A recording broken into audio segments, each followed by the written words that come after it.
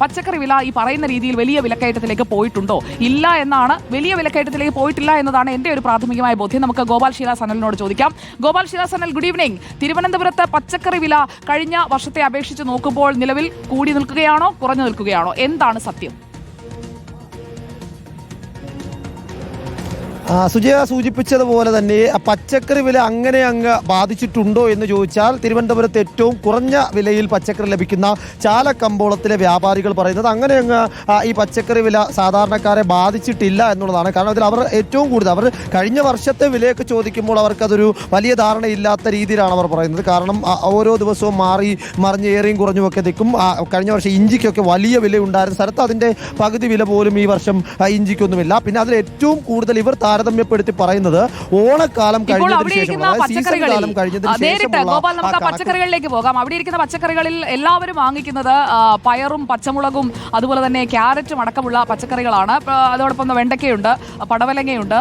അപ്പോൾ അവിയൽ വാങ്ങണമെന്നുണ്ടെങ്കിൽ അവിയലിന്റെ കിറ്റായി തന്നെ കൊടുക്കുന്നവരുണ്ട്, വെള്ളരിക്കയുണ്ട്. അങ്ങനെ പച്ചക്കറികളിൽ ബീൻസ്, പയർ തുടങ്ങിയവ ഒരു ആഴ്ചയിൽ ഒരിക്കലെങ്കിലും എല്ലാ വീടുകളിലേക്കും വാങ്ങുന്ന പച്ചക്കറികളാണ്. അവയുടെയൊക്കെ ഇന്നത്തെ വില എങ്ങനെയാണ്? ചേട്ടാ, ഈ നമുക്ക് ഇതിന്റെയൊക്കെ വില വിവരം ഒന്ന് പറഞ്ഞുതരാമോ? കണക്കൊന്ന് പറഞ്ഞുതരാമോ? ഒരു കിലോ ബീൻസ് 30 രൂപ, ക്യാരറ്റ് കിലോ 30, ബീട്രൂട്ട് കിലോ 30, വെണ്ട 30, കത്തിരി കിലോ 20 രൂപ, വെള്ളരി കിലോ 20 രൂപ. 100 രൂപയ്ക്ക് കിട്ടും. ഏറ്റവും പ്രധാനപ്പെട്ട വേണ്ടത് ഉള്ളി, സവാള. സവാള 4 കിലോ 100, വലിയ സവാള 4 കിലോ 100, കൊച്ചുള്ളി 3 കിലോ 100 രൂപ, കിഴങ്ങ് 4 കിലോ 100, ഉരുളക്കിഴങ്ങ്. ഇനി തക്കാളി 4 കിലോ തക്കാളി 100 രൂപ. ഇവിടെ ഇപ്പൊ ഈ ഓണം കഴിഞ്ഞതിന് ശേഷം ഇത് വലിയ രീതിയിലേക്ക് വില കൂടിയിട്ടുണ്ട്. ഒരു സാധനം വില കൂടിയിട്ടില്ല, എല്ലാം പക്ഷെ മാർക്കറ്റിൽ വാങ്ങാൻ ആൾക്കാരില്ല. എല്ലാ ലുലുമാളും രാമേന്ദ്ര അങ്ങനെ പൊതുസം കാര്യങ്ങളും. ഇവിടെ ഈ ഇരിക്കുന്ന ഈ കിറ്റ് ഇത് എത്ര രൂപ? 100 രൂപയാണ്. എല്ലാ സാധനവും ഉണ്ട്. 2 തോരൻ, സാമ്പാർ, അവിയൽ.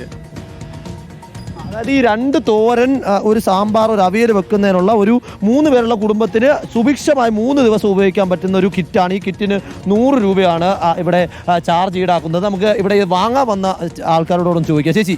ചേച്ചി തിരക്കിലാണോ? ഒറ്റക്കാരം വില കൂടുതലുണ്ടോ പച്ചക്കറി?